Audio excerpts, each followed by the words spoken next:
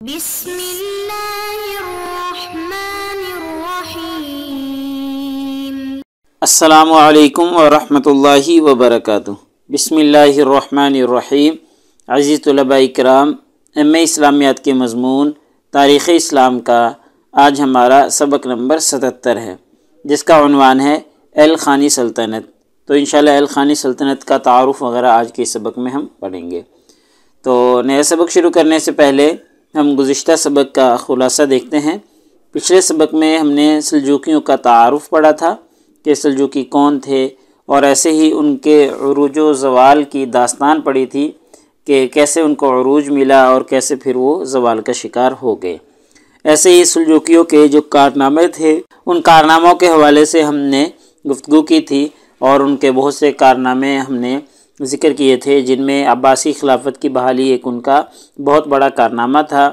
ایسے ہی علمی، ادبی اور سائنسی جو ان کی خدمات تھی، علوم و ادب کے حوالے سے جو ان کی خدمات تھی، اس زمانے میں جو بڑے بڑے مفکرین، علماء، فقہاء اور مورخین پیدا ہوئے، ان کے ناموں کا ہم نے تذکرہ کیا تھا۔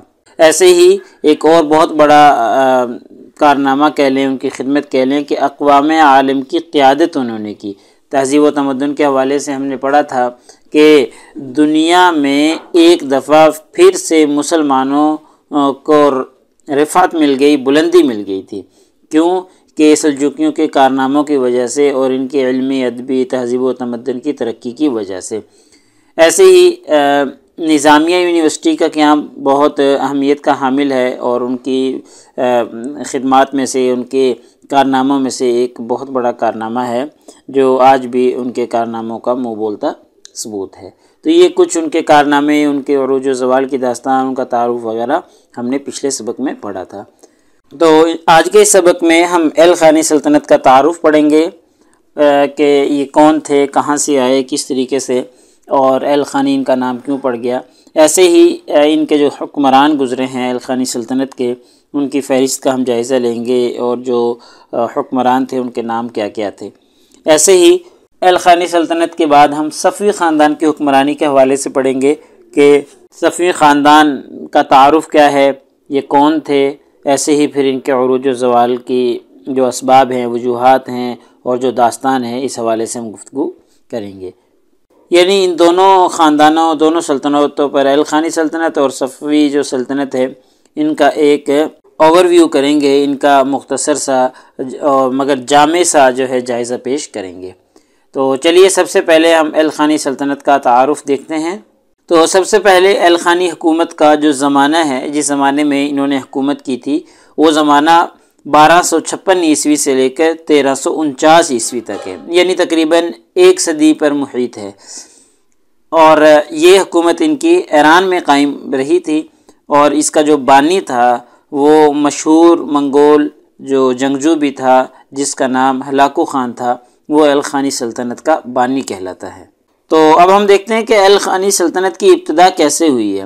تو الخانی سلطنت کی ابتدا کچھ یوں ہوئی ہے، ہم پیچھے بھی پڑھ کر آئے ہیں کہ چنگیز خان جو تھا، اس نے فتوحات کی اور مختلف اسلامی ممالک کو، غیر مسلم ممالک کو فتح کیا اور اپنے ماتحت کرتا چلا گیا۔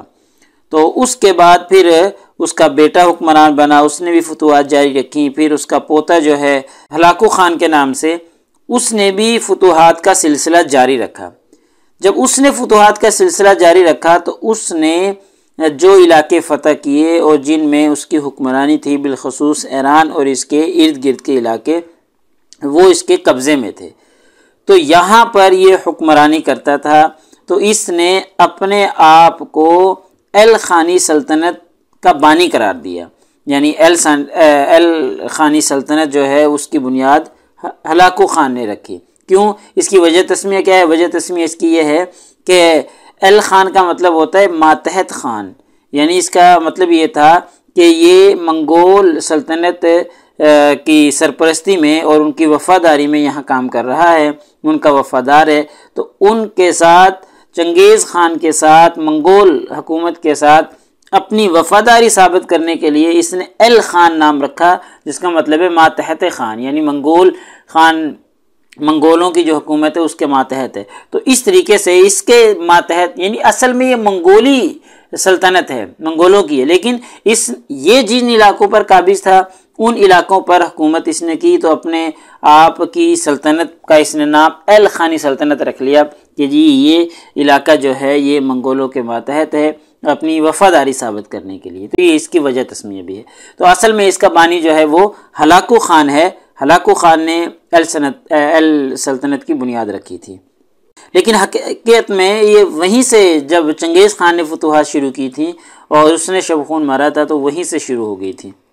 تو ایل خانی سلطنت کے جو حکمران گزرے ہیں ان کی فہرست میں سب سے پہلے ہلاکو خان کا نام آتا ہے، اس کے بعد اباقہ خان کا نام آتا ہے، پھر اس کے بعد احمد تکودار کا نام آتا ہے، ارغون خان، گیخاتو خان، بیدو خان، محمود غازان خان۔ تو اس طریقے سے یہ کافی زیادہ جو حکمران ہیں ان کی فہرست میں آتے ہیں۔ اور پھر جب ان کا آخری بادشاہ تھا تو اس کے زمانے میں ایران میں انتشار پھیل گیا تھا اور ایل خانیوں کی جو حکومت تھی اس کا خاتمہ امیر تیمور بیگ نے کیا تھا، اور اس نے ان کے علاقوں کو فتح کیا اور ان کی حکومت کو ختم کر کے رکھ دیا۔ تو چلیے اب ہم صفوی خاندان کے حوالے سے گفتگو کرتے ہیں۔ تو سب سے پہلے اس کا تعارف دیکھتے ہیں۔ تو صفوی جو خاندان تھا یہ ایران کا خاندان تھا، اور ایران میں ہی اور ایران کے ارد گرد کے علاقوں میں ان کی سلطنت اور ان کی حکومت قائم رہی ہے، اور اس کا جو بانی ہے وہ شاہ اسماعیل صفوی ہے، یعنی ان کا نام یہ ہے، اور یہ شیعہ مذہب سے تعلق رکھتے تھے، اور یہی وجہ ہے کہ انہوں نے بعد میں پھر ایران میں شیعہ مذہب کو ہی سرکاری مذہب کے طور پر قائم کیا تھا۔ تو شاہ اسماعیل صفوی جو تھا جس وقت یہ تخت پر بیٹھا تھا تو اس کی عمر 13 سال تھی، اور اس کم عمری کے باوجود اس نے حالات کا مقابلہ کیا اور شجاعت کے ساتھ، ذہانت کے ساتھ اور تدبر کے ساتھ، اور مختلف علاقوں کو فتح کیا اور اپنی سلطنت میں شامل کیا۔ شاہ اسماعیل کا جو دور ہے یہ ایران کے لیے ایک نئے دور کا آغاز تھا، اور اس دور کو ایران کا شیعی دور کہا جاتا ہے، چونکہ اس سے پہلے ایران میں جتنی بھی حکمران گزرے ہیں تقریباً ان میں سے اکثریت جو تھے وہ سنی حکمران تھے، سنیت سے تعلق رکھتے تھے۔ تو یہ پہلی مرتبہ ایسا ہو رہا تھا کہ شیعہ حکومت آ رہی ہے اور وہ شیعہ مذہب کو ہی سرکاری مذہب قرار دے رہی ہے، اور یہی صرف نہیں کہ اس نے شیعہ مذہب کو سرکاری مذہب قرار دیا تھا، بلکہ اس نے شیعت کو پھیلانے میں بھی کافی اہم کردار ادا کیا ہے، اور حتیٰ کہ تشدد اور تعصب جیسے کبھی اوصاف سے بھی اس نے کام لیا ہے۔ ہزاروں لوگوں کو اس نے اس بات پہ قتل کروا دیا تھا کہ انہوں نے شیعہ مذہب کو قبول نہیں کیا تھا۔ بہت سے علماء کو اس نے قتل کروایا تھا، جس کی وجہ سے بہت سے علماء اور بہت سے لوگ ایران چھوڑ کر دوسری طرف چلے گئے تھے۔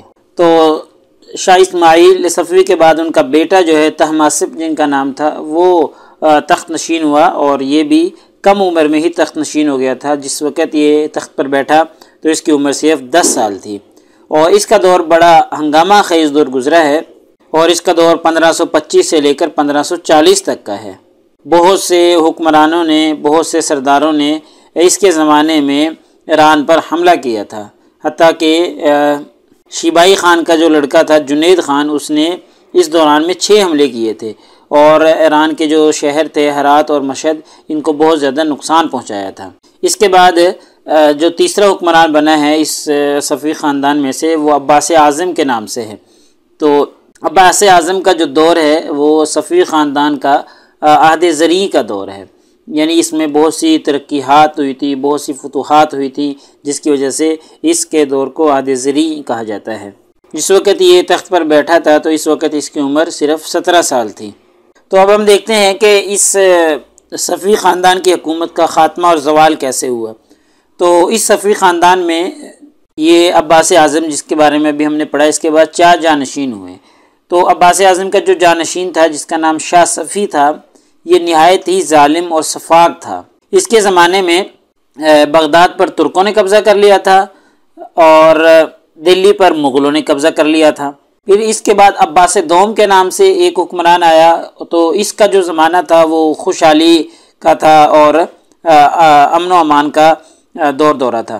تو پھر اس کا عباس دوم کا جانشین سلیمان آیا، تو وہ بھی اپنی باپ کی پالیسی پہ چلتا رہا، اور اس کا جو دور ہے سلیمان کا یہ صفیوں کا آخری پرامن دور تھا۔ سلیمان کا جو جانشین ہوا ہے اس میں جو ہے وہ زوال کا شکار ہونا شروع ہو گئے، اور آخری جو حکمران تھا جس کا نام شاہ حسنین تھا، اس نے اپنی نااہلی کا ثبوت دیا، اور اس نے شیعہ علماء کے زیر اثر آ کر سنیوں پر مظالم ڈھانا شروع کر دیے، جس کا نتیجہ یہ نکلا کہ افغان جو تھے انہوں نے بغاوت کر دی، اور بغاوت کر کے انہوں نے اپنے ہی ایک سردار کی قیادت میں آزادی کا اعلان کر دیا، تو اس طریقے سے زوال کی طرف یہ بڑھنا شروع ہو گئے۔ اور جب افغانیوں نے 1722 میں اصفہان پر حملہ کیا، اور اصفہان پر حملہ کر کے اصفہان پر قبضہ کر لیا اور صفوی جو سلطنت تھی اس کا خاتمہ کر دیا، تو اس طریقے سے یہ زوال میں چلی گئی اور ختم ہو گئی۔ تو لہٰذا ہمارے آج کے اس سبق کا خلاصہ نکلا کہ آج کے اس سبق میں ہم نے ایل خانی سلطنت کا تعارف پڑھا ہے، ایسے ہی ان کے حکمرانوں کی فہرست پڑھی ہے، اور پھر ہم نے صفوی خاندان کی حکمرانی کے حوالے سے گفتگو کی ہے کہ صفوی خاندان نے کب اور کس طریقے سے حکومت کی ہے، اس کے حکمران کون کون سے گزرے ہیں۔ ایسے ہی پھر ہم نے ان کا تعارف پڑھا ہے، اور پھر آخر میں ہم نے ان کے عروج و زوال کی داستان پر گفتگو کی ہے کہ کیسے یہ ترقیوں پر چلے گئے اور آخر میں پھر ان کی حکومت کس طریقے سے ختم ہو گئی۔ تو افغانوں کی بغاوت کی وجہ سے ان کی حکومت کا خاتمہ ہوا تھا۔ تو پیپر میں پوچھے جانے والے سوالات سے متعلق اگر ہم گفتگو کریں تو یہی ایک سوال ہے کہ کہ ایل خانی سلطنت پر نوٹ لکھیں، تو مختصر ہم نے ایل خانی سلطنت کے بارے میں پڑھ لیا ہے۔ ایسے ہی صفوی خاندان کا تعارف پوچھا جا سکتا ہے، اور ان کی حکومت کے بارے میں بھی پوچھا جا سکتا ہے کہ ان کی حکومت کب رہی، کون کون سے حکمران رہے، اور ان کا تعارف وغیرہ کیا ہے۔ تو اگلے سبق نمبر 78 میں انشاءاللہ ہم اسی ترتیب سے چلتے رہیں گے، اور اسپین کا انتظام سلطنت اور وہاں کی معاشرت کے حوالے سے گفتگو کریں گے کہ اسپین کا انتظام سلطنت کیا تھا، وہاں کی معاشرت کیسی تھی، اور مسلمانوں نے وہاں پر کون کون سے کارہائے نمایاں سر انجام دیے تھے۔ جزاکم اللہ خیر۔ السلام علیکم ورحمۃ اللہ وبرکاتہ۔ اللہ پاک آپ سب لوگوں کا حامی و ناصر ہو۔ اگلے سبق تک اجازت چاہتا ہوں۔ اللہ تعالیٰ آپ سب لوگوں کو کامیابیاں اور ترقیاں نصیب فرمائے۔